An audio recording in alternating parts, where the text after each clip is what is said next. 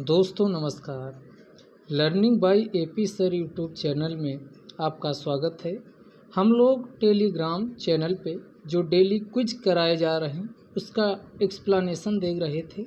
आज हम 301 क्वेश्चन से शुरू करेंगे और 325 क्वेश्चन का डिस्कशन करेंगे। तो इसमें सबसे पहले 301 नंबर पे जो क्वेश्चन है वो आपका क्या है, कोपेनहेगन संग्रहालय की सामग्री से पाषाण, कांस्य और लौह युग का त्रियुगी विभाजन किसके द्वारा किया गया। तो यहाँ पर आप डेनमार्क में जाएंगे तो डेनमार्क में एक संग्रहालय की स्थापना की गई थी 1807 में। उसी का नाम कोपेनहेगन, ध्यान दीजिएगा, 1807 में डेनमार्क के कोपेनहेगन नामक स्थान पर सांस्कृतिक दृष्टि से जो भी अंतर्राष्ट्रीय स्तर पे जो भी स्थल इम्पोर्टेंट थे या जो भी सामग्री, उनको संरक्षित करने के लिए कोपेनहेगन संग्रहालय की स्थापना की गई थी। वहाँ की सामग्री का प्रयोग करते हुए अब ये क्वेश्चन पूछ रहा है किसने भारत में जो पाषाण, कांस्य और लौह युग 3 आधारों पे विभाजन किया, वो व्यक्ति कौन था। तो उसका नाम था थॉमसन। किसके द्वारा? थॉमसन के द्वारा इसका डिवीजन किया गया था। तो पहला क्वेश्चन क्लियर हो गया होगा। क्वेश्चन नंबर 2 पे आ जाते हैं। मध्य पाषाणिक प्रसंग में पशुपालन के कहाँ से एविडेंस मिले हैं, उस स्थान को बताना है। तो ये पशुपालन के साक्ष्य कहाँ से प्राप्त हुए, वो भी मेसोलिथिक काल के बताना है, मध्य पाषाण काल के बताना है। तो इसका आंसर हो जाएगा आपका आदमगढ़। तो आपको पता होना चाहिए ये आदमगढ़ है कहाँ। तो ये आदमगढ़, ध्यान रखिएगा, ये मध्य प्रदेश के होशंगाबाद जिले में स्थित है और यहाँ से मध्य पाषाण काल के पशुपालन के साक्ष्य प्राप्त हुए हैं। अब अन्य ऑप्शन की बात कर लें। पहला ऑप्शन है लंघनाज। लंघनाज ये गुजरात के मेहसाना जिले में स्थित है और यहाँ से जंगली जानवरों की हड्डियाँ प्राप्त हुई हैं। लंघनाज से क्या प्राप्त हुआ है, तो जंगली जानवरों की हड्डियां यहाँ से प्राप्त हुई हैं। अगला यहाँ पर एक ऑप्शन है चौपानी मांडो। ये उत्तर प्रदेश के इलाहाबाद या आज का प्रयागराज जिले में स्थित है। चौपानी मांडो से मानो जो जंगली यानी कंदमूल फल को खा करके जीवन व्यतीत कर रहा था, तो उसी को खाद्य संग्राहक कहा जाता था। मानो खाद्य संग्राहक था। इस खाद्य संग्राहक से जब मानो यानी कि प्रोडक्शन करने लगा, कि फूड प्रोडक्शन सोसाइटी में परिवर्तित हो रहा था, तो उसी का जो ट्रांजिशनल फेज था उसके बारे में हमें जानकारी कहाँ से मिलती है, तो उसके बारे में हमें जानकारी चौपानी मांडो से प्राप्त होती है। तो क्वेश्चन पूछा जाए कि मानव के संक्रमण काल और किसका संक्रमण काल, खाद्य संग्राहक से खाद्य उत्पादक के संक्रमण काल का कहाँ से एविडेंस प्राप्त होता है, तो चौपानी मांडो जो कि प्रयागराज में है और किस नदी के किनारे स्थित है, बेलन घाटी से को कहा जाता, बेलन नदी के तट पर ये स्थित है। तो ये चारों ऑप्शन का लंघनाज से हमने बता दिया। लंघनाज अगर अलग से क्वेश्चन पूछा जाए तो गुजरात के मेहसाना जिले में स्थित है। जंगली जानवरों की हड्डियां यहां से प्राप्त हुई। आदमगढ़ से मध्य पाषाण काल में पशुपालन के साक्ष्य प्राप्त हुए हैं, जो क्वेश्चन आपका पूछा था। और चौपानी मांडो हमने कहा यहाँ से खाद्य संग्राहक से मानो जब खाद्य उत्पादक के रूप में परिवर्तित हो रहा था, तो उसके ट्रांजिशनल जोन के बारे में हमें जानकारी मिलती है। एक ऑप्शन और है बीरभानपुर, ये बनारस में स्थित एक गांव है। अगला क्वेश्चन है भारत की पहली परमाणु पनडुब्बी कौन सी है, ये मोस्ट इम्पॉर्टेंट है और इसका सही जवाब है INS अरिहंत। भारत की एकमात्र तथा भारत की पहली परमाणु पनडुब्बी कौन सी है, INS अरिहंत है। अब अन्य ऑप्शन की बात कर लेते। INS कलवरी, तो भारत में एक प्रोजेक्ट 75 और आई का मतलब यहाँ इंडिया है, प्रोजेक्ट 75 के आई के तहत 6 सबमरीन को बनाने जाने का निश्चय लिया गया है। उनमें से कुछ को बनाया भी जा चुका। तो आपको पता होना चाहिए कि ये INS प्रोजेक्ट 75 आई के अंतर्गत कौन कौन से सबमरीन बनाई जाएंगी। तो इसमें पहली जो बनाई गई वो 2015 में। कहाँ से शुरू करिए, INS कलवरी, सबके साथ INS लगा है। तो पहली INS कलवरी थी 2015 में से यानी लॉन्च किया गया। उसके बाद 2017 में का के बाद खा आता है तो यानी खंडेरी। तो दूसरी कौन कौन सी थी, खंडेरी थी। और तीसरी फिर का से शुरू होगा यानी करंज। तीसरी INS करंज थी, इसे 2018 में लॉन्च किया गया। अभी ये सी ट्रायल, समुद्र में ट्रायल के लिए अभी इसका परीक्षण किया जा रहा है। तो 2 बिल्कुल कमीशन हो चुकी हैं, तीसरी अंडर ट्रायल है वो भी समुद्र के अंदर। तो 3 ये हो गई 2015, 17 और ये कब 2018। तो 3 हो गई INS Kalvari, INS Khanderi, INS करंज। 3 के बाद 3 और बची हैं जिसे उम्मीद की जा रही कि 2022 तक इनको क्या किया जाएगा, कमीशन कर दिया जाएगा। चौथी जिसको कमीशन किया जाएगा उसका नाम क्या होगा, INS बेला। इसका नाम क्या होगा, INS बेला होगा। और 5वीं वागीर होगी, INS वागीर। और सबसे लास्ट जो बची है वो INS वागसीर होगी, वागसीर। तो 3 आगे जब भी ये कमीशन की जाए तब ध्यान रखिएगा, आपके लिए ये क्वेश्चन क्या बन जाएगा, इम्पॉर्टेंट हो जाएगा। तो 3 वाग कौन कौन है, चौथी है INS बेला, 5वीं है INS वागीर, 6ठी है INS वागसीर। तो 3 ये भी ध्यान रखिएगा। तो 6 फिर से पूरे नाम कौन कौन से थे हमने आपको बताए। तो INS करंज, INS पहली हमने कहा कलवरी, दूसरी खंडेरी, तीसरी करंज, चौथी बेला INS बेला, 5वीं INS वागीर और 6ठी वागसीर। ये 6 इसमें बनाई गई हैं। अब यहाँ अगर इसमें हम बात करें INS अरिहंत, तो ये भारत की एकमात्र व पहला परमाणु पनडुब्बी है। इसके अलावा अभी अगला जो प्लानिंग है INS अरिघट, ये पूछा जा सकता है कि अगला क्या होगा जो परमाणु पनडुब्बी होगी। तो INS अरिघट जब भी इसको लॉन्च किया जाए तब ध्यान रखिएगा। और इसके बाद INS अरिघट के बाद INS चक्र, वो भी परमाणु पनडुब्बी होगी, इसको लॉन्च किया जाएगा। अगला क्वेश्चन है, अगला देख लेते हैं।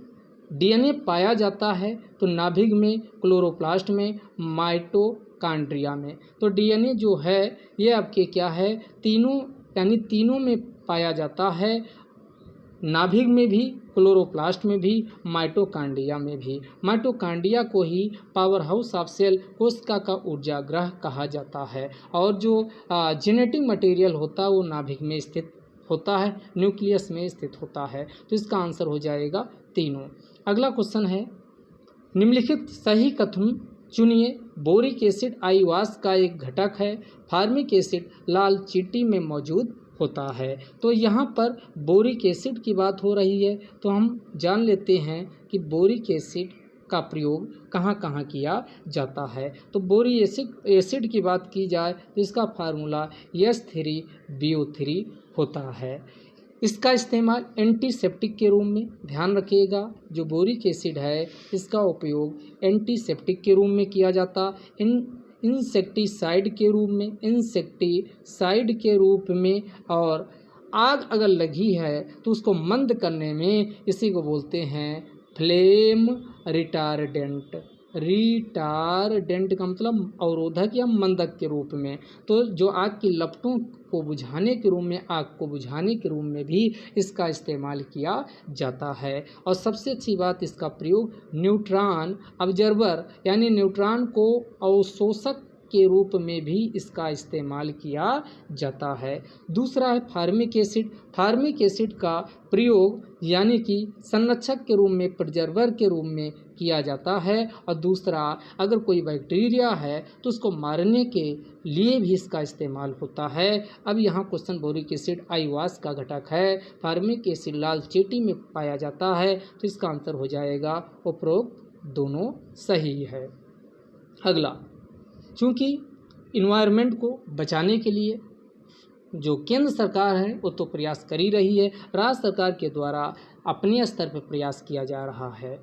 तो इसी को ध्यान में रखते हुए हरियाली सुनिश्चित करने के लिए और पर्यावरण की रक्षा करने के लिए रखवाली ऐप को लॉन्च किया गया। किसके द्वारा? तो ये पंजाब सरकार के द्वारा रखवाली ऐप को लॉन्च किया गया। अब यहाँ जान लेते हैं इन्वायरमेंट आया है, तो इन्वायरमेंट की रक्षा के लिए संविधान में कहाँ कहाँ प्रोविज़न किए गए, तो इसको 42वें संविधान संशोधन के द्वारा 48A DPSP के 48A में जाएंगे तो वहाँ पर भी इसका उल्लेख किया गया है कि प्राकृतिक पर्यावरण जिसके अंतर्गत नदी, झील, वन तथा वन्यजीव शामिल हैं उसको संरक्षित किया जाए तथा जो जीव जंतु हैं प्राणी मात्र हैं उसके प्रति दया भाव रखा जाए। तो यहाँ पर क्या किया गया, यहाँ पर और इसके अलावा जो आपका मौलिक फंडामेंटल ड्यूटी है, 11 फंडामेंटल ड्यूटी हैं, उन्हीं में से फंडामेंटल ड्यूटी में भी आपका क्या किया गया है, फंडामेंटल ड्यूटी में भी इसका उल्लेख किया गया है प्राकृतिक पर्यावरण को संरक्षित करने का। तो दो जगह ध्यान रखिएगा। अगला क्वेश्चन आपका है संघीय सहयोग संगठन, इसी को क्या कहा जाता है? SCO कहा जाता है। SCO की स्थापना के समय इसमें 6 देश शामिल थे। अब पूछ रहा हूँ वर्तमान में कितने हो गए हैं, तो वर्तमान में इसमें 8 हो गए हैं। अब इसकी हम इतिहास इसका जान लेते हैं, SCO का कैसे कैसे रहा। तो 1996 में 1996 में संघई 5 के नाम से इसे जाना जाता था, संघई 5 के नाम से जाना जाता था। तो इसमें ध्यान रखिएगा कौन कौन इसमें तब शामिल था जब ये संघई 5 के नाम से जाना जाता था। तो उसमें उज्बेकिस्तान नहीं था, लेकिन जब उज्बेकिस्तान शामिल हो गया तो इसी का नामकरण यानी इसकी अनाउंसमेंट होती है। तो इसमें कितने 5 की बजाय इसमें 6 हो गए। और ये जब 6 हुए तो ध्यान रखिएगा इसमें इसका अनाउंसमेंट 15 जून 2001 को हुई। अनाउंसमेंट डेट है, 3 डेट यहाँ बताएंगे। तो 15 जून 2001 को अनाउंसमेंट हुआ कि उज्बेकिस्तान को शामिल करते हुए 6 देशों के द्वारा क्या किया जाएगा, यानी SCO संघई कोऑपरेशन ऑर्गेनाइजेशन की स्थापना की जाएगी। फिर जून 2002 में ध्यान दीजिएगा 2001 में अनाउंसमेंट हुआ, फिर जून 2002 में क्या किया गया, यानी हस्ताक्षर किए गए, साइन किए गए और ये लागू हुआ है। ध्यान रखिएगा 29 सितंबर 2003 केम इनटू फोर्स या एंटर्ड इनटू फोर्स। से लागू कब हुआ, तो ये लागू हुआ 19 सितंबर 2003 को। तो ये 3 डेट पूछे एग्जाम में, देखिएगा ये पूछ क्या रहा, उद्घोषणा की पूछ रहा तब 2001 होगा, साइन का पूछ रहा 2002 होगा, लागू कब हुआ 2003 होगा। अब बात कर लेते हैं 6 इसमें देश कौन कौन शामिल हैं। 6 जब ये 2003 में लागू हो गया तो 6 देश इसमें कौन, तो एक याद रखिएगा तुर्क इसमें शामिल नहीं थे। तुर्क लोग अपने आप को बहुत चालाक मानते थे, यानी अपने आप को, तो इसमें शामिल नहीं हुए। तो ऐसे याद कर सकते हो तुर्क यानी क्या है, एक चालाक नस्ल की प्रजाति थी, इसलिए इसमें शामिल नहीं हुए। तो 5 तान हैं, 5 तान में तुर्किस्तान को हटा दीजिए तो 4 इसमें तान शामिल हैं। कौन? उज्बेकिस्तान, किर्गिस्तान, ताजिकिस्तान, ठीक। तो इसमें 4 तान है, तुर्कमेनिस्तान नहीं है, ध्यान रखिएगा, तुर्कमेनिस्तान नहीं, कजाकिस्तान, किर्गिस्तान, 2 काश हैं, कजाकिस्तान, किर्गिस्तान, उज्बेकिस्तान 3 हो गए और चौथा ताजिकिस्तान।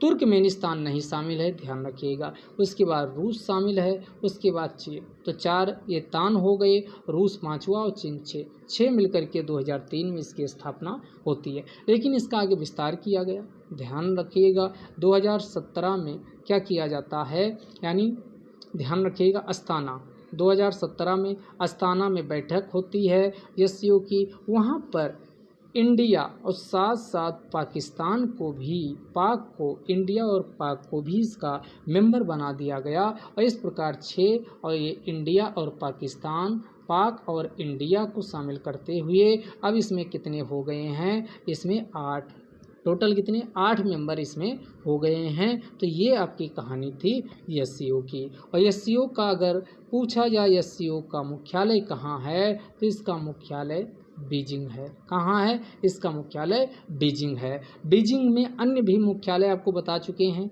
AIIB का मुख्यालय भी कहाँ है? बीजिंग में। इसको एशियन इंफ्रास्ट्रक्चर इन्वेस्टमेंट बैंक के नाम से जाना जाता। पिछले के वीडियो में हमने इसको डिस्कस कर लिए हैं। तो AIIB का मुख्यालय पूछा जाए तो ये कहाँ है? बीजिंग में है। अब यहाँ जो क्वेश्चन पूछा गया, 6 देश शामिल थे, वर्तमान में कितने? तो वर्तमान में इसमें कितने? 8 देश हो गए हैं। अगला, SCO का मुख्यालय बीजिंग स्थित है। इसकी स्थापना कब हुई थी? तो अनाउंसमेंट स्थापना जून 2001 में इसका किया गया था। अगला क्वेश्चन है, बनी ठनी चित्रकला किस राज्य से संबंधित है? तो ये पूछा जा चुका है किसमें? यानी IAS 2017 में ये क्वेश्चन आया था। तो ये कहाँ से संबंधित है? किशनगढ़। किशनगढ़ आपका कहाँ है? राजस्थान में है। तो इसका संबंध किशनगढ़ के राजस्थान से है। राजा सावंत सिंह के काल में इसका विकास हुआ। राजा सावंत सिंह, और इसको कि ये किसको समर्पित है? निहाल चंद। किसको? तो 2 क्वेश्चन पूछा जाए, किसके शासनकाल में राजा कौन था जब ये आपका बनी ठनी जो चित्रकला है इसको विकसित किया गया? तो राजा सावंत सिंह थे। और किसको समर्पित? निहाल चंद को समर्पित है। तो इसका आंसर बनी ठनी चित्रकला कहाँ से हो जाएगा? राजस्थान। महाराष्ट्र का पूछे तो वर्ली पेंटिंग, महाराष्ट्र की वर्ली पेंटिंग है। और यहाँ झारखंड है, और झारखंड का कोहवर ये कहाँ? झारखंड का प्रसिद्ध है, ध्यान रखिएगा। उत्तर प्रदेश का निम्नलिखित में से कौन सा चित्रकार मिश्रित चित्र कला शैली से संबंधित है? सुमानव, रामचंद्र शुक्ल, रणवीर सिंह सक्सेना। तो इसका आंसर हो जाएगा उपरोक्त सभी तीनों का संबंध मिश्रित चित्रकला से है। क्वेश्चन नंबर अगला है, कौन सा उत्तर प्रदेश से संबंधित है? जगन्नाथ मुरलीधर अहिवादी नहीं अहिवासी, ये गलत यहाँ हो गया है, अहिवासी। ये मथुरा में इनका जन्म हुआ। और इनके द्वारा जो उत्तर प्रदेश का विधान भवन है, विधानसभा भवन, वहाँ पर काफ़ी चित्रकारी की गई है। श्री कृष्ण चैतन्य प्रभु, इन दोनों का संबंध कहाँ से है? उत्तर प्रदेश से है। तो ये ध्यान रखिएगा। अगला है, राउत और माझिया किस जनजाति की उपजातियाँ हैं? तो ये किसकी हैं? खारवार उत्तर प्रदेश और झारखंड, बिहार जैसे क्षेत्रों में पाई जाती है। तो ये राउत और माझिया ये कहाँ की जनजाति की उपजातियाँ हैं? तो ये खारवार। अगला आइए, शंकराचार्य द्वारा स्थापित 4 मठ स्थापित किए गए थे। तो उनका क्या क्रोनोलॉजी लगाना है? तो शंकराचार्य के द्वारा कौन कौन से मठ थे उनको हम डिस्कस कर लेते हैं। तो ये गोवर्धन मठ, गोवर्धन पर्वत अलग है। गोवर्धन पर्वत ये आपका मथुरा में है, लेकिन याद रखिएगा जब भी गोवर्धन मठ पूछे तो गोवर्धन मठ ये कहाँ है? ये आपका उड़ीसा में है। कहाँ है? उड़ीसा में है, उड़ीसा में पुरी। ध्यान रखिएगा 4 मठ ही क्यों? क्योंकि 4 मठों का संबंध 4 जो वेद है उससे है। तो गोवर्धन मठ जो उड़ीसा में पुरी में है, इसका संबंध ऋग्वेद से है। ऋग्वेद से इसका संबंध है। तो आपका अलग से क्वेश्चन पूछ लेगा कि गोवर्धन मठ कहाँ है? तो गोवर्धन मठ हमने अभी बताया कि पुरी में है, और इसका संबंध कहाँ किससे है? ऋग्वेद से है। दूसरा है शारदा मठ। शारदा मठ याद रखिएगा कहाँ? कर्नाटक के चिकमंगलुरु में स्थित है। चिकमंगलुरु, तो ये आपका कर्नाटक में स्थित है। और इसका संबंध यजुर्वेद से है। किससे है? यजुर्वेद से इसका संबंध है, और यजुर्वेद से है। तीसरा द्वारका, नाम से ही पता चल रहा द्वारका मठ है, गुजरात में है। इसका संबंध सामवेद से है। सामवेद से जो संगीत से संबंधित था। अगला लास्ट बचा ज्योतिर्मठ का संबंध उत्तराखंड से है।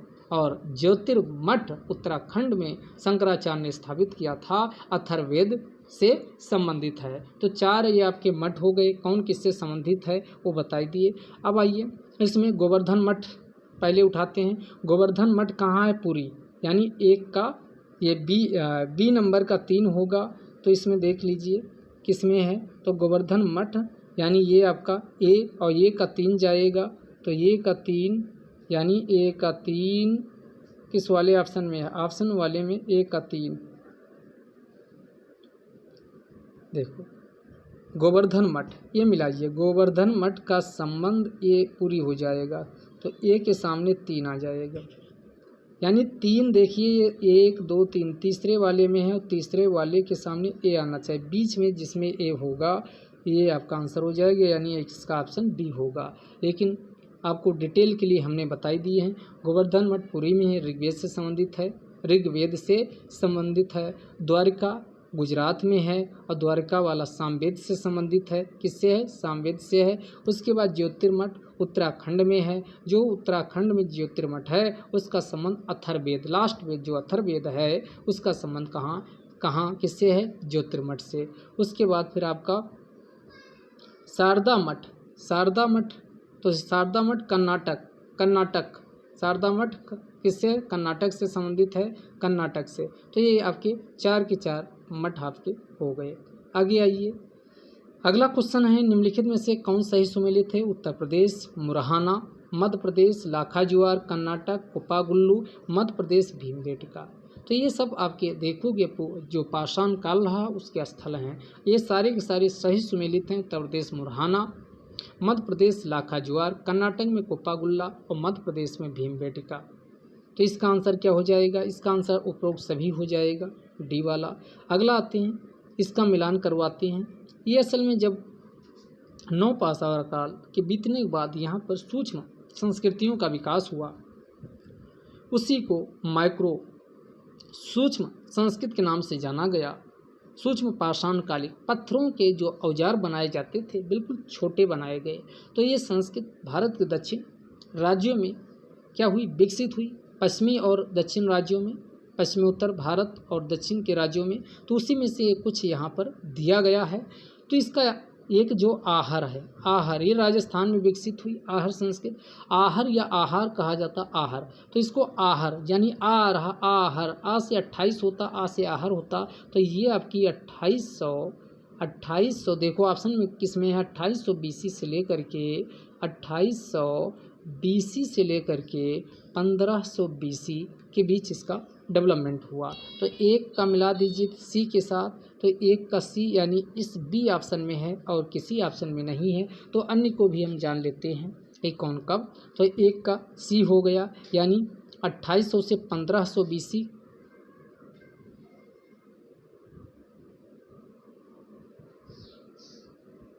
2800 से 1500 BC भी जो विकसित हुई उसी को क्या कहा जाता? आहर संस्कृत। उसके बाद दूसरा यहाँ पर है मालवा संस्कृत। मालवा मध्य प्रदेश वाला रीजन है, तो मध्य प्रदेश वाले क्षेत्र में जो विकसित हुई उसी को मालवा संस्कृत कहा जाता है। और ये कब? 1900 से 1400 BC के बीच इसका विकास हुआ मालवा का। अगला जोरवे संस्कृत महाराष्ट्र वाली है, तो महाराष्ट्र वाले भूभाग में इसका डेवलपमेंट हुआ। तो जोरवे संस्कृत का संबंध यानी बी 1500 से 900 BC के बीच। और लास्ट बचा रंगपुर संस्कृत, और रंगपुर गुजरात, और इसका 1700 से 1400 BC के बीच इसका डेवलपमेंट होता है।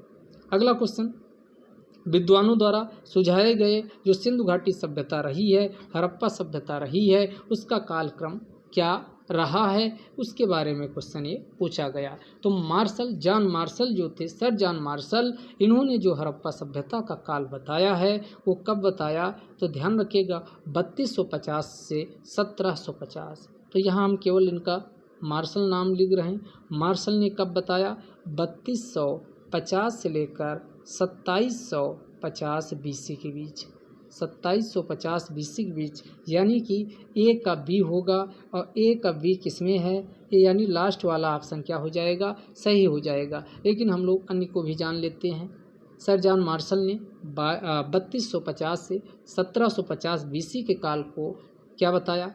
सिंधु घाटी सभ्यता का काल बताया। व्हीलर 2500 से 1500 BC, व्हीलर ने 2500 से 1500 BC, जो ये ऑप्शन दिया है ये वाला सी वाला, ये मार्टिमर व्हीलर के द्वारा बताया गया था कि सिंधु घाटी सभ्यता का काल 2500 से BC से लेकर 1500 BC के बीच रहा है। और तीसरा आपका है मैके ने 2800 से लेकर 2500 BC का काल बताया। और वत्स जो लास्ट ऑप्शन है इन्होंने 3500 BC से लेकर के, सही सुमेलित है यानी लास्ट वाला 3500 BC से लेकर 2500 BC का काल बताया था सिंधु घाटी सभ्यता का। अगला क्वेश्चन सिंधु घाटी सभ्यता से ही है। विशाल स्नानागार देखेंगे। ये विशाल स्नानागार या अन्नागार, विशाल अन्नागार स्नानागार, ये कहाँ है? मोहनजोदड़ो में। तो ये आपका एक का बी हो जाएगा। तो एक के बी में किस ऑप्शन में, यानी डी ऑप्शन में है, लेकिन अन्य भी हम इसमें डिस्कस कर लेते हैं। तो विशाल स्नानागार मोहनजोदड़ो से इसको मिला दीजिएगा। उसके बाद यहाँ वक्राकार ईंटें, ध्यान रखिएगा स्पेशल करेक्टर है, चनहुदरों से वक्राकार वक्र के आकार की क्या मिली हैं? वक्र के आकार की ईंटें प्राप्त हुई हैं। और उसके बाद वृत्ताकार चबूतरे जो भी बनाए थे, वृत्ताकार चबूतरे। और उसके बाद आपका लोथल ये आपका क्या था? लोथल एक प्रकार का बंदरगाह था, गोदीवारा था। तो लोथल का संबंध गोदीवारा से है। उसके बाद वक्राकार ईंटें चनहुदरों, और उसके बाद वृत्ताकार चबूतरे, ये अनाज कूटने के लिए वृत्ताकार जो चबूतरे थे वो कहाँ से प्राप्त हुए हैं? तो वो आपके यानी हड़प्पा से प्राप्त हुए हैं। तो ये चारों सही सुमेलित हो गए। अगला क्वेश्चन है, हाल ही में किस देश में स्थित दुनिया की सबसे लंबे पैदल यात्री पुल को लोगों के लिए खोल दिया गया? तो ये न्यूज़ में काफ़ी था। ये कहाँ खोला गया? तो ये पुर्तगाल में खोल दिया गया है। अगला, 1 मई को गुरु तेग बहादुर का कौन सा प्रकाश पर्व मनाया गया? तो इनके जन्म दिवस को प्रकाश पर्व के रूप में मनाया जाता है। गुरु तेग बहादुर 21 नंबर के थे, 9th नंबर के गुरु थे सिख धर्म में, और इनका जन्म 1621 ईस्वी में हुआ था। अब ये कब चल रहा? 2021 चल रहा। अब इसका निकालोगे तो कितना आ जाएगा? 400 वर्ष आपका आ जाएगा। तो इनका कौन सा 400वां पर्व मनाया गया है? गुरु तेग बहादुर को यानी जो औरंगजेब थे, औरंगजेब ने इनको सरकलम करवा दिया था, इनको मरवा दिया था। तो ये भी क्वेश्चन आपके एग्जाम में पूछा जा सकता है। अगला, हाल ही में माउंट मेरोन नामक तीर्थ स्थल में भगदड़ हुई और 44 लोग मारे गए। 21 देश में, इजराइल में। काफ़ी ये आपका चर्चा में रहा था, तो ध्यान रखिएगा। अगला, केंद्र सरकार ने फसल वर्ष 2021-22 के लिए जो रिकॉर्ड खाद्यान्न का तय किया है वो कितना लक्ष्य? तो 307 इस टाइप के क्वेश्चन पूछे जा सकते हैं। 307.31 मिलियन टन का लक्ष्य रखा है, तो ध्यान रखिएगा 307.31 मिलियन का। हाल ही में संयुक्त सैन्य अभ्यास डिफेंडर यूरोप 21 का शुभारंभ कहाँ हुआ? तो अल्बानिया कहाँ का देश है? यूरोप का। तो यहाँ पर इसका क्या किया गया, यानी कि मिलिट्री एक्सरसाइज है, तो इसको ज्वाइंट मिलिट्री एक्सरसाइज का शुभारंभ किया गया। जो नाटो के सहयोगी देश हैं उनके द्वारा इसका आयोजन किया जाता है, और इसमें जो प्रमुख रूप से भूमिका होती है वो अमेरिका की होती है। अगला, लास्ट क्वेश्चन आज के डिस्कशन का है, शाहजहां और बीजापुर के सुल्तान मोहम्मद आदिल शाह के मध्य कब समझौता हुआ था? तो ये बहुत आसान क्वेश्चन है। वैसे क्वेश्चन आपको नहीं भी आ रहे हो तब भी करना चाहिए। आपको पता है कि शाहजहां का काल 1628 से लेकर 1628 से लेकर 1628 से लेकर 1658 के बीच होता है। अब यहाँ देखो, ये ऑप्शन 1618 काट दीजिए, 1612 काट दीजिए। अब ऑप्शन क्या बचा? 1636 और 1640। अब आपको अंधी भी लगाना हो तो इन्हीं दो के ऑप्शन में लगा सकते हैं। तो असल में कब हुआ था? 1636 में दोनों के मध्य शांति के लिए समझौता किया गया था। तो आज का डिस्कशन यही समाप्त होता है। अगले डिस्कशन में फिर मिलेंगे, तब तक के लिए